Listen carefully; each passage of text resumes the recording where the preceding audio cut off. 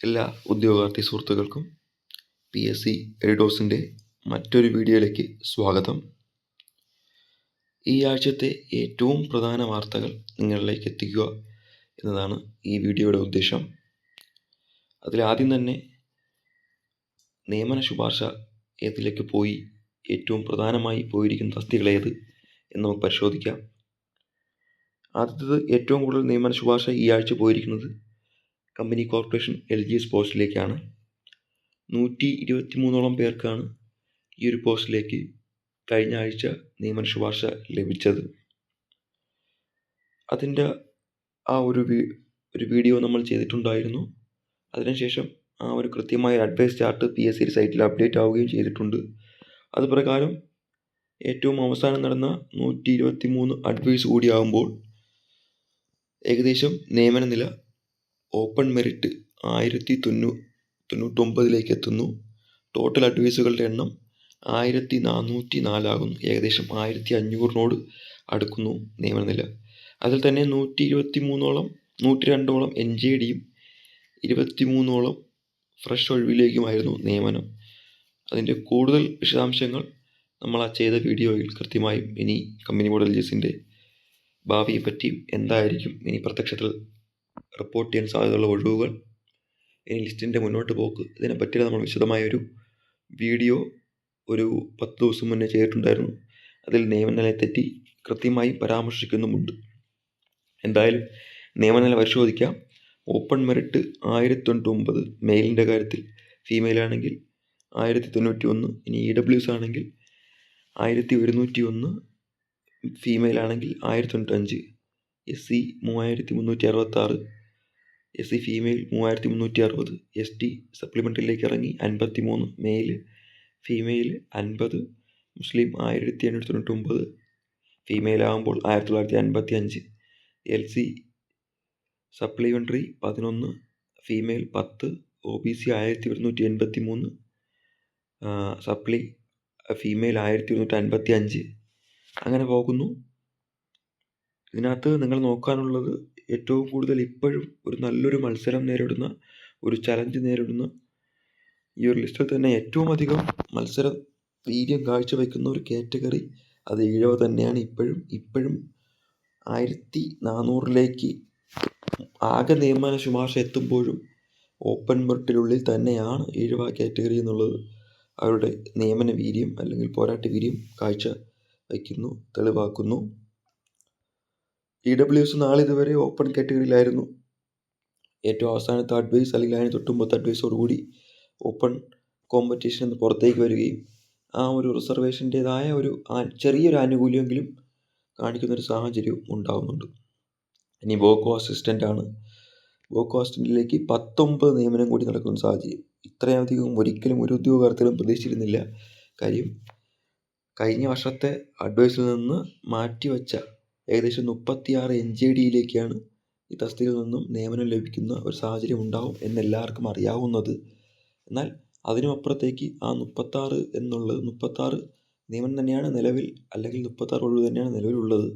പക്ഷേ ഈ ഒഴിവിൽ നിന്ന് അയക്കുന്ന നിയമനത്തിൽ നല്ലൊരു ഒഴിവുകളും NJDയായി മാറുന്നു. ആ 36 ഒഴിവ് അയച്ചപ്പോൾ 19ഓളം പോസ്റ്റ് കൂടി NJD ആകുന്നു. ആ ഒരു ഒഴിവിലേക്കാണ് വീണ്ടും നിയമന ശുപാർശ പോകുന്നത്. ഇതോടുകൂടി ആകെ നിയമന ശുപാർശ 36 ഒഴിവ് വെച്ചുകൊണ്ട് തന്നെ ആകെ നിയമന ശുപാർശ 55 എത്തുന്നു.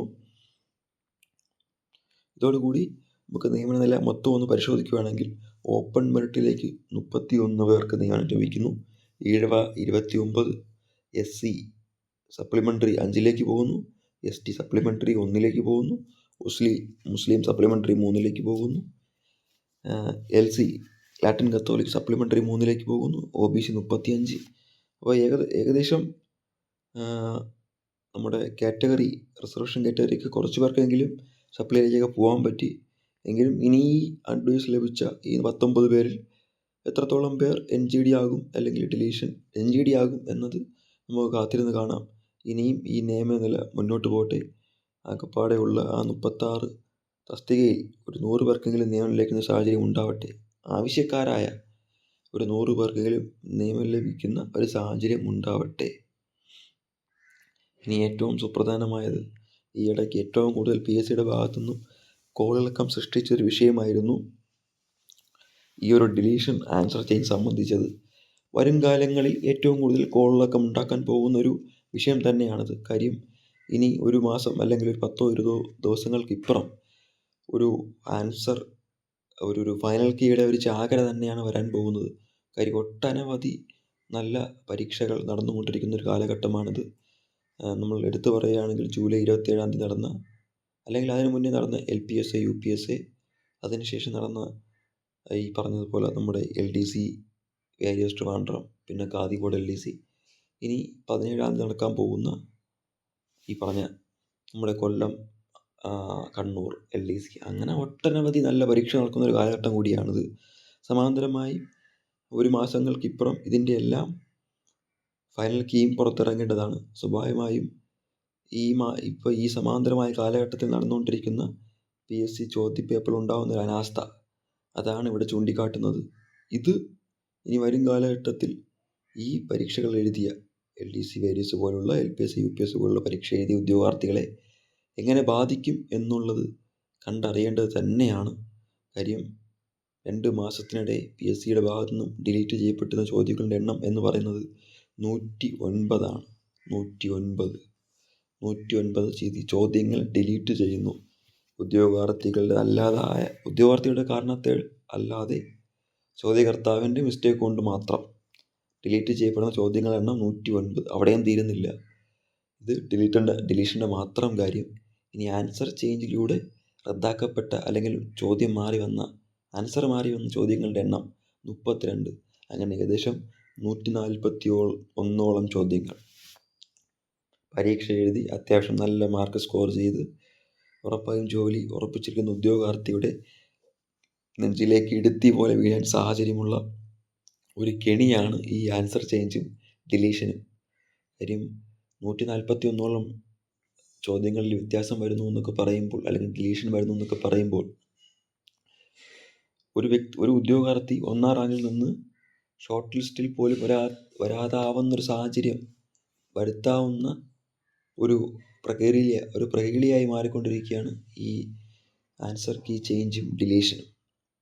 അതിൽ ഏറ്റവും അവസാനം നമുക്ക് എടുത്തു പറയാൻ സാധിക്കുന്നത് നമ്മുടെ ഡിഗ്രി ലെവലിലെ 3ാം ഘട്ട ചോദ്യപേപ്പർ തന്നെയാണ്. ഒറ്റ ചോദ്യപേപ്പറിൽ നിന്ന് 16ഓളത്തോളം ഒരു ഡിലീഷൻ ഉണ്ടാകുന്ന സാഹചര്യം. അതിൽ അധികം ഉദ്യോഗാർത്ഥികൾക്കെങ്കിലും ഇതിൽ നിന്ന് നീതി ലഭിക്കാതെ പോകുന്ന സാഹചര്യം ഉറപ്പായും ഉണ്ടായിട്ടുണ്ട്. കാര്യം അത്രത്തോളം ടൈറ്റ് എക്സാം ആയിരുന്നു അത്. അതിനുശേഷം 16ഓളം ചോദ്യം ഡിലീറ്റ് ആവുന്നൊരു സാഹചര്യം. അതെന്നൊക്കെ പറഞ്ഞാൽ എത്രയോ പേരുടെ ഉദ്യോഗാർത്ഥികളുടെ അവസരം നിഷേധിക്കുന്നൊരു സാഹചര്യം ഉണ്ടായി. PSCക്ക് ബാധിക്കാം. ഇത് നോർമലൈസേഷൻ ഉണ്ടായിട്ടുണ്ട്. സ്വാഭാവികമായും ഈ ഒരു ഡിലീഷൻ ഉണ്ടായത് നോർമലൈസേഷനിലൂടെ നികത്തിയിട്ടുണ്ട് എന്നൊക്കെ PSC പറയുമ്പോഴും അതൊക്കെ എത്രത്തോളം ഫലവത്തായി എന്നുള്ളത് കൃത്യമായും ഉദ്യോഗാർത്ഥികൾക്ക് ഇറങ്ങിച്ചെല്ലുമ്പോൾ മാത്രമേ മനസ്സിലാവുകയുള്ളൂ. ഒരു ഘട്ടം വരെ, അല്ലെങ്കിൽ അതൊന്നും പൂർണ്ണമായും ഒരു തോതിലും ഫലവത്തായിട്ടില്ല എന്നുള്ള കാര്യം ഉറപ്പ് തന്നെയാണ്. 16ഓളം ചോദ്യങ്ങൾ എങ്ങനെ കോമ്പൻസേറ്റ് ചെയ്യാൻ പറ്റും, അല്ലെങ്കിൽ 84 മാർക്കിന് ഉദ്യോഗാർത്ഥിയുടെ നോർമലൈസേഷൻ എങ്ങനെ കോമ്പൻസേറ്റ് ചെയ്യാൻ പറ്റും എന്നുള്ളതൊന്നും ഇതുവരെയും തെളിവില്ല. അത് കൃത്യമായും അതിൻ്റെ ആഴങ്ങളിലേക്കും പരപ്പിലേക്കും പോകുമ്പോൾ PSC പറയുന്നത് ഒരിക്കലും ഒരു ക്വസ്റ്റ്യൻ പേപ്പർ നമുക്ക് മുൻകാലേ പരിശോധിക്കാൻ പറ്റില്ല. അത് ആ ക്വസ്റ്റ്യൻ പേപ്പറിൻ്റെ ആധികാരികത നഷ്ടപ്പെടും, രഹസ്യസ്വഭാവം നഷ്ടപ്പെടും എന്ന് തന്നെയാണ്. ഈ ഒരൊറ്റ കാര്യം പറഞ്ഞുകൊണ്ടാണ് നാളിതുവരെ PSC ഈ ഒരു കാര്യത്തിൽ മുന്നോട്ട് പോയിട്ടുള്ളത്. അതിനുശേഷം ഇത് മറികടക്കാൻ ഒരു ചോദ്യ ബാങ്ക് കൊണ്ടുവരുമെന്ന് പറഞ്ഞിരുന്നു. അത് ഇതല്ല, ഒരു 10 വർഷം മുന്നേ നമ്മുടെ ഇതിന് മുന്നത്തെ PSC ചെയർമാൻ്റെ കാലഘട്ടത്തിലായിരുന്നു. അതും ഫലവത്തായില്ല. സ്വാഭാവികമായും PSC ഉദ്യോഗാർത്ഥികൾ ഇത് കുറച്ചുകൂടി PSCയുടെ മുന്നിലേക്ക് എത്തിക്കാൻ, അല്ലെങ്കിൽ ജനങ്ങളിലേക്ക് എത്തിക്കാൻ, അല്ലെങ്കിൽ കുറച്ചുകൂടി ഒരു ചർച്ചാ വിഷയമാക്കാൻ ഒരു RTI കൊടുക്കുന്ന സാഹചര്യം ഉണ്ടായി. ഈ PSCയുടെ ഭാഗത്തു നിന്നും ഡിലീറ്റായ ചോദ്യങ്ങളുടെ എണ്ണം. അപ്പോഴും PSCയുടെ ഭാഗത്തു നിന്ന് കൃത്യമായ ഒരു കണക്കില്ല എന്നാണ്. സത്യം പറഞ്ഞാൽ PSC പറഞ്ഞത് കറക്റ്റ് തന്നെയാണ്. ഇതൊരു കണക്കില്ലാത്തൊരു വസ്തുത തന്നെയാണ്. കാര്യം ഓരോ ചോദ്യപേപ്പറിലും ഏറ്റവും ചുരുങ്ങിയത് 3, 4, 5 ഒക്കെ ഉണ്ടാകുന്ന സാഹചര്യം. അതുപോലെ നമ്മുടെ ഒരു മെയിൻസ് പരീക്ഷയായിരുന്നു സിവിൽ പോലീസ് വനിതാ CPO, വനിതാ സിവിൽ പോലീസ് ഓഫീസർ. അതിനും 5ഓളം ചോദ്യങ്ങൾ ഡിലീറ്റ് ചെയ്യാൻ സാഹചര്യം ഉണ്ടായി. അപ്പോൾ ഇപ്പോൾ PSCയോട് പറയാനുള്ളത്, ഇത് ഉദ്യോഗാർത്ഥികളുടെ റാങ്കിനെയും ജോലിയെയും ഷോർട്ട് ലിസ്റ്റിൽ ഉൾപ്പെടുന്നോ എന്നുള്ള കാര്യത്തെ പോലും തീരുമാനിക്കുന്നൊരു ഘടകമായി മാറിക്കൊണ്ടിരിക്കുകയാണ്. പഠിക്കുന്നതിനപ്പുറം ചോദ്യങ്ങളുടെ എണ്ണം പോലും, ഡിലീഷൻ പോലും, ആൻസർ ചേഞ്ച് പോലും എന്നുള്ളത് ഇവിടെ പറഞ്ഞു വയ്ക്കുകയാണ്. അടുത്തത് അതിശയിപ്പിക്കുന്നൊരു കാര്യമാണ്. ഭരണസ്ഥിരാകേന്ദ്രങ്ങൾ പിടിച്ചു വിളിക്കേണ്ട തസ്തികയായിരുന്നു പഞ്ചായത്ത് സെക്രട്ടറി. അത്തരത്തിൽ തദ്ദേശ സ്വയംഭരണത്തിലെ ഏറ്റവും മികച്ച പോസ്റ്റിലേക്ക് എഴുതപ്പെട്ടൊരു പരീക്ഷയിൽ നിങ്ങൾ മനസ്സിലാക്കേണ്ടത് ഉത്തരക്കടലാസ് അസാധുവായവരുടെ എണ്ണം 58. അതിൽ പഞ്ചായത്ത് സെക്രട്ടറിയിലേക്ക് അസാധുവാക്കപ്പെട്ടവരുടെ എണ്ണം 24. അതായത് ഡിഗ്രി ക്വാളിഫൈഡ് ആയിട്ടുള്ള ഒരാളാണ് ഈ പരീക്ഷ എഴുതുന്നത്.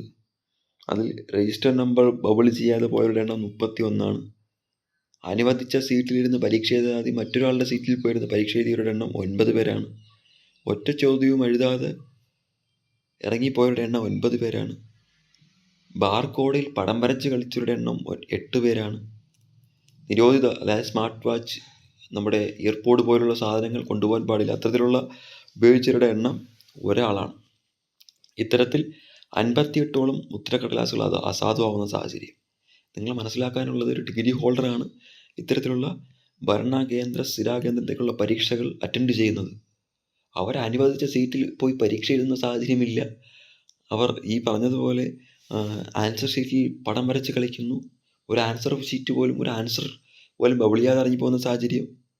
തെറ്റായി ഈ ആൻസർ കീ, നമ്മൾ ഈ രജിസ്റ്റർ നമ്പർ ബബിൾ ചെയ്യുന്നു അല്ലെങ്കിൽ രേഖപ്പെടുത്തുന്നു. ഇതൊക്കെ അത്ഭുതമാകും വിധം ഒരു കാര്യമാണ്. കാര്യം ഡിഗ്രി കഴിഞ്ഞ് ഈ ഒരു പരീക്ഷയെ നമ്മൾ അറ്റൻഡ് ചെയ്യുന്നു. ആ ഒരു നിലവാരത്തിലേക്ക് ഉദ്യോഗാർത്ഥികൾ വരണം. കാര്യം നമുക്ക് ഈ സ്വന്തം സീറ്റിലിരുന്ന് പരീക്ഷ എഴുതിയില്ല, ഇപ്പം ഈ ഒരു ആൻസർ കീ നമുക്ക് ഇപ്പം ഈ നമ്മുടെ റേഷൻ നമ്പർ ബബിൾ ചെയ്യുമ്പോൾ സ്വാഭാവികമായും തെറ്റുണ്ടാവാം. മനുഷ്യ സഹജമാണ്, മനുഷ്യനാണ്, ഉണ്ടാവാം. അത് നമ്മൾ കുറ്റം പറയാൻ പറ്റില്ല. ആ ഒരു ടെൻഷൻ്റെയൊക്കെ പേരിൽ ഉണ്ടാവാം, മനുഷ്യ സഹജമാണ്, മനുഷ്യനാണ്. പക്ഷേ ഈ പടം വരച്ച് കളിക്കുന്നതും സ്മാർട്ട് വാച്ച് പോലുള്ള ഇലക്ട്രോണിക് ഉപകരണങ്ങൾ കൊണ്ടുപോകുന്നതും സ്വന്തം സീറ്റിൽ പോയിരിക്കാതെ മറ്റാരുടെ ഏതെങ്കിലും സീറ്റിൽ പോയിരുന്ന പരീക്ഷ റേഷൻ നമ്പർ പ്രകാരം പരീക്ഷ എഴുതാതെ വേറെ ഏതെങ്കിലും സീറ്റിൽ പോയിരിക്കുന്നത്, ഇതൊക്കെ എത്രത്തോളം ഈ ഒരു ഡിഗ്രി ഹോൾഡർ നടത്തുന്ന പരീക്ഷകളിലേക്ക്, അല്ലെങ്കിൽ ഡിഗ്രിയിൽ നടത്തുന്ന പരീക്ഷകളിലേക്ക് എത്രത്തോളം അഭികാമ്യമാണെന്ന് ചോദിച്ചു കഴിഞ്ഞാൽ നമുക്ക് ചിരിച്ചു കളയാൻ മാത്രമേ പറ്റുള്ളൂ. ഇനിയെങ്കിലും ഉള്ള പരീക്ഷകളിൽ ഇത്തരത്തിലുള്ള പ്രഹേളികൾ ആവർത്തിക്കാതിരിക്കട്ടെ എന്ന് മാത്രം പറഞ്ഞുകൊണ്ട്, ഇനി ആഗസ്റ്റ് 17 നമ്മുടെ 2ാം ഘട്ടം LDC നടക്കുന്നു. കൊല്ലം, കണ്ണൂർ ജില്ലകളിലേക്കാണ്. PSC ഹോൾ ടിക്കറ്റ് മറ്റു കാര്യങ്ങളെല്ലാം പ്രൊഫൈലിൽ എത്രയും പെട്ടെന്ന് നിങ്ങൾ ഡൗൺലോഡ് ചെയ്യുക. ഒരു റഷിന് ഇടയാക്കാതിരിക്കുക. അതുപോലെ തന്നെ എത്രയും പെട്ടെന്ന് ഡൗൺലോഡ് ചെയ്ത് കൃത്യമായും ആ ഒരു ID കാർഡൊക്കെ ആയി പരീക്ഷാ ഹാളിലേക്ക് എത്രയും പെട്ടെന്ന് പോവുക. കാര്യം തിരുവനന്തപുരം ജില്ലയിൽ പോലും നേരത്തെ, അല്ലെങ്കിൽ ഈ ഒരു ട്രാഫിക്കിൻ്റെ പേരിൽ കുറച്ചധികം ഉദ്യോഗാർത്ഥികൾക്കെങ്കിലും പരീക്ഷാ ഹാളിലേക്ക് എത്താൻ പറ്റാത്ത സാഹചര്യം ഉണ്ടായിരുന്നു. അതിനിപ്പുറം ഖാദി ബോർഡ് LDCയിലേക്ക് വരുമ്പോൾ അവിടെയും ഈ ഒരു സമാന സാഹചര്യം. അവിടെ പ്രകൃതിയുടെ ഒരു കലിതുള്ളലിൻ്റെ പേരിൽ, ഗതാഗത തടസ്സങ്ങളുടെ പേരിൽ കുറച്ചധികം ഉദ്യോഗാർത്ഥികൾക്കെങ്കിലും എക്സാം എഴുതാൻ പറ്റാത്തൊരു സാഹചര്യം. ഈ 2 എക്സാമിലും ഇത് തനിയാവർത്തനമായി ആവർത്തിക്കപ്പെട്ടു. അപ്പോൾ ഇനി നിങ്ങളുടെ പരീക്ഷയ്ക്കെങ്കിലും, കൊല്ലം, കണ്ണൂർ ജില്ലക്കാരോട് ഞാൻ ഈ പറയുന്നത്, നിങ്ങളുടെ പരീക്ഷയ്ക്കെങ്കിലും ഈ ഒരു വിഷയം ആവർത്തിക്കാതിരിക്കട്ടെ. അത്യാവശ്യം ദൂരത്തേക്കാണ് നിങ്ങളുടെ സെൻറ്ററെങ്കിൽ തലേ ദിവസമെങ്കിലും പോകാനുള്ള സാഹചര്യം കാണിക്കുക. നമ്മൾ അത്രയും ഈ ഒരു പരീക്ഷയ്ക്ക് വേണ്ടി എഫേർട്ട് എടുത്തിട്ടുണ്ടെങ്കിൽ തലേ ദിവസം പോവുക. അതൊരു 500 1000 രൂപ ഈ ഒരു പേരിൽ പോകുന്നെങ്കിൽ പോകട്ടെ. ഇത്രയും പഠിച്ചിട്ട് ആ സമയത്ത് ആ എക്സാം ഹാളിലേക്ക് എത്താൻ പറ്റാത്തതിൻ്റെ അത്രയും വിഷമമൊന്നും 500 1000 രൂപ നഷ്ടം വരുമ്പോൾ ഉണ്ടാവുന്നില്ല എന്നുള്ള കാര്യം മനസ്സിലാക്കുക.